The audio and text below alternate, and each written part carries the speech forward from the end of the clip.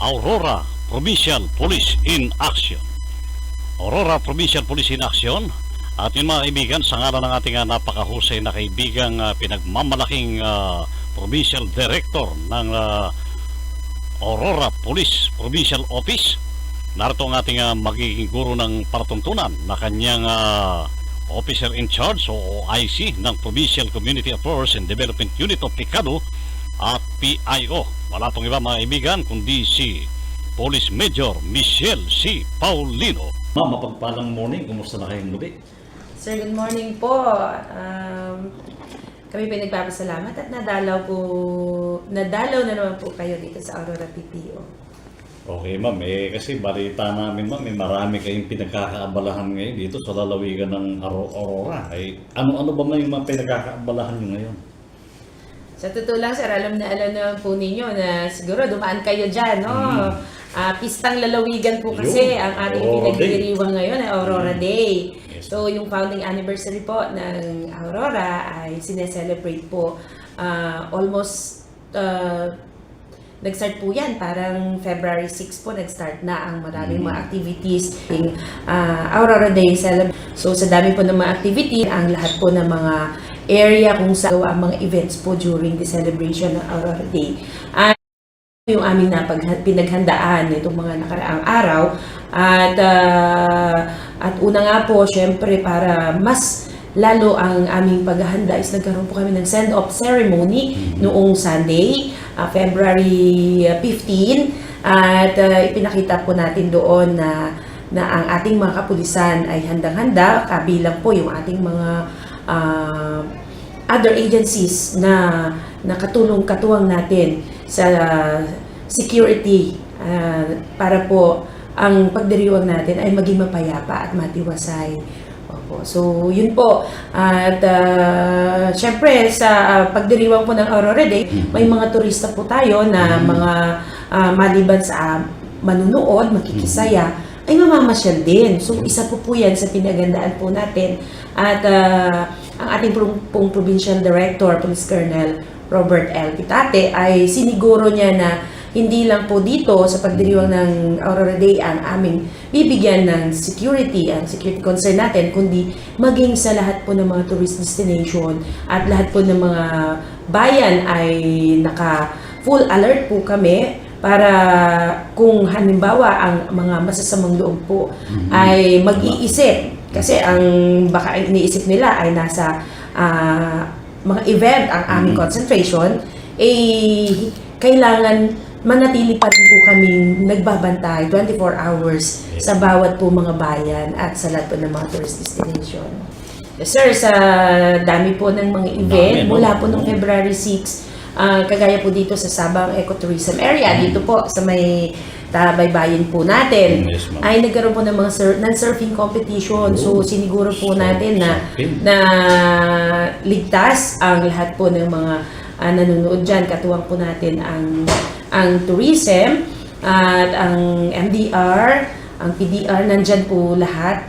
At ang Coast Guard, nandyan po. At lahat po ng mga ahensya ay tumulong po dyan para masiguro po na yung event po dyan sa SETA o Sabang Ecotourism Area ay maging maayos at ligtas po ang mga tao pupunta dyan at a-attend. At karamihan po ng mga activity ay ginanap po sa Provincial Capitol Ground, ang mga booth ng bawat municipality. So siniguro po natin, lalo na po sa gabi, dahil may mga paninda po dyan, may mga produkto po na ipinopromote na pwede kayong mamili. At sinisiguro natin na dapat mabantayan po yan 24 hours. At nagkaroon din po yung street dancing noon pong nakaraang araw. So siniguro po natin na yung traffic flow ay maging maayos po, katuwang po ng ibang mga ahensya din. Naisagawa po ang Coronation Night ng Binibining Aurora. So madami din po tayong mga manunood, mga bisita na umattend po doon.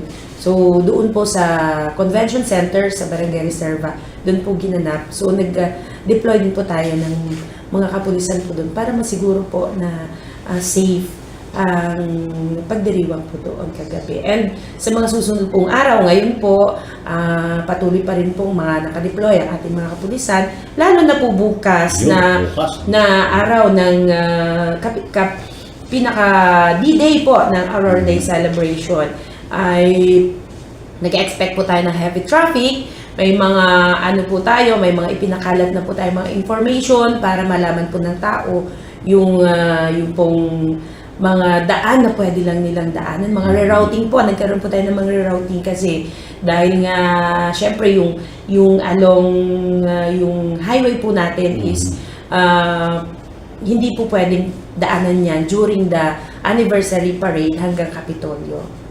Okay, ma'am. At speaking of salting, may tinanggap tayong tanong, ma'am, ano? Yun daw bang mga manlalahok ay karamihan foreigner or Pilipinong taga-Baler? May mga taga-Baler po, may mga local surfers po tayo at magagaling pa ang mga local surfers natin. Lumalaban po yan sa international. At ang hindi ko lang po alam kung kasi hindi ako updated po pero may mga turista po local at saka foreign countries po foreign nationals po na mga lumakad po yan. Okay, may nakatutok sa police in action sa lalawigan ng Aurora, ma'am, no? Meron daw kayong mga bagong pulis. Ilan daw yung bagong pulis sa lalawigan ng Aurora na nadagdag, particular sa Baler, PPO at sa iba pang MPS? Sir, may mga nadadagdag po. Kasi sir, sa PNP organization, hindi po talaga maiwasan na may mga pagbabago po. Kahit po dun sa mga PNCOs natin, merong marirelieve, lilipat na mga destino. So, yun po, hindi naman po ganon karami yung mga nadadagdag. Kagaya po ng halimbawa, may isa-isa, dalawa pong nadadagdag. Normal naman po yun. At sa liderato naman po ng mga sa Chief of Police po sa Municipal Police Station po natin, may mga tinatawag po tayong pagbabago din kasi meron naman pong ang ating pong mga Chief of Police ay hindi naman po pwedeng sila magstay sa isang MPS at kailangan po na mapalitan. Ang pinakamahaba po is dapat 2 years. Okay, speaking of yung mapalitan, alam niyo, ma'am, ay ang mga kababayan natin hindi maintindihan yung mga fans ng PNP na napapanood lagi, narinig na hindi maiwasan ko sila bing malulungkot o sasaya sapagkat mapapalitan kayo. Pero napopromote naman pala kayo, ano mamang masasabi niyo sa bagay na ito na itong mga ating mga viewers, listeners ay gustong-gusto sana kayong manatiling napapanood dyan, kaso mapopromote naman kayo o mapapalitan kayo? Opo, bali po sa PNP organization po kasi sabi ko nga po wala pong permanent na position. So may mga certain position po na dapat makuha ng isang PNP, lalo na po sa mga officials para po maging isa po yan sa qualification po natin para po sa promotion. So, gano'n din po sa mga PNCOs po natin na kailangan po mula po sa pinakamababa, dapat may mga certain designation po sila na dapat makuha para kahit paano kapag tumaas po yung kanilang rango ay alam po nila lahat ang mga bagay-bagay, ang lahat ng trabaho sa PNP. So sa officer naman po, kagaya po sa amin, dapat may mga designation po na dapat kaming mapuntahan nang sa ganun yun po yung qualification para po ma-promote ang isang police officer po. Okay, speaking of Aurora Day pa rin, ma'am, simula daw ba magsimula ang activities ng Aurora Day ay meron ba kayong mga nahuli, napasaway, nagkaroon ng kaso sa iba't ibang pagkakataon? So per sir, pinagmamalaki po natin na kahit paano ang Aurora po ay tahimik. Wow. Simula naman po may mga krimen pero hindi naman po ganun na mga maraming krimen, hindi naman po. Ngayong Aurora Day, wala pa po tayong na itatala na related po sa Aurora Day celebration. May mga pailan-ilan na po tayong naitatala, mga vehicular accident po kasi syempre lalo na maulan, madulas po yung daan at syempre minsan po ay nakainom. So, yun po yung mga reason kung bakit nagkakaroon po ng mga vehicular accident. Pero yung mula po nung umpisa ng Aurora Day, wala pa po tayo na itatalang mga krimen maliban po sa mga vehicular accident po.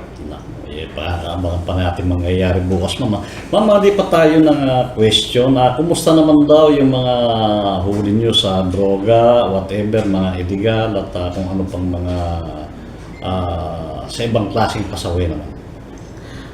Sa illegal drugs po, ang Aurora po ay nananatili pa rin drug cleared. Wow. Ganun pa man, may mga paisa-isa naman po kaming kinakandak na drug operation, sir. Pero hindi naman po mga ganun kalakihan. Dahil dito naman po sa Aurora, usually po ang nagdadala is dahil open naman po na alam na po ng lahat na tourist destination ng Aurora. Kaya yun po ang nakikita natin na karamihan sa mga nagdadala is hindi po taga rito at dito na lang po nila ibinabagsakan. Yun po, kaya hindi po malakihan ang ating mga nakukuhang droga po dito. Okay, Ma'am, maraming tayo napagbidahan, pero bitin pa rin. Pero siguro parang may babalikan ba? Huling tanong, Ma'am, baka meron akong hindi na itanong na karapat dapat malaman ng ating kababayan. Nasa inyo ngayon ang pagkakataon. Yes po, sa ating mga kababayan, dito po sa lalawigan ng Aurora, ang Aurora PPO po, ang mga kapulisan po ng Aurora ay patuloy pa rin po sa pagbabantay para po mapanatili po ang peace and order and security ng lalawigan. Lalo po ngayon, napakarami po nating dapat bantayan dahil hindi lang po tiga Aurora ang ating binabantayan, kundi napakarami pong dadating na mga bisita. Nag-umpisa po yan nung Aurora Provincial Athletic Meet, yung APAA na tinatawag. At eto nga po, sumunod po yung ating Aurora Day celebration. At may mga susunod pa, sir. May mga, dito po kasi may mga idadaos pong ilang event ng Claraa o Central Luzon Athletic Association. So, isa po yan sa pinaghahandaan po namin at saka yung iba pong mga activities pa ng DepEd na regional activities po. Parang dalawa po yun. So, at may mga bisita po kasi mga dumarating din na mga higher officials. So, isa po yun sa pinaghahandaan natin. At kahit po wala naman po tayong mga ganong mga malakihang activity, patuloy pa rin po ang Aurora PPO sa pangunguna po ng ating Provincial Director, Police Colonel Robert L. Pitate, na sinisigurong mapanatiling matiwasay at mapayapa po ang lalawigan ng Aurora. Nang sa ganun ay lalo pong mas marami pa pong dadagsang mga bisita dahil mapayapa po ang lalawigan ng Aurora.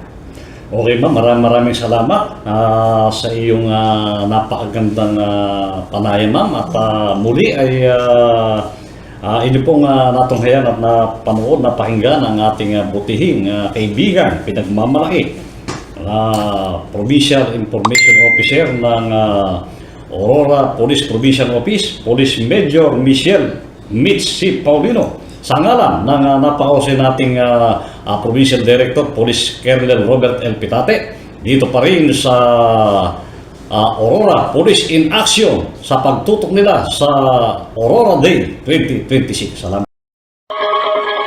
Police in Action. Police in Action.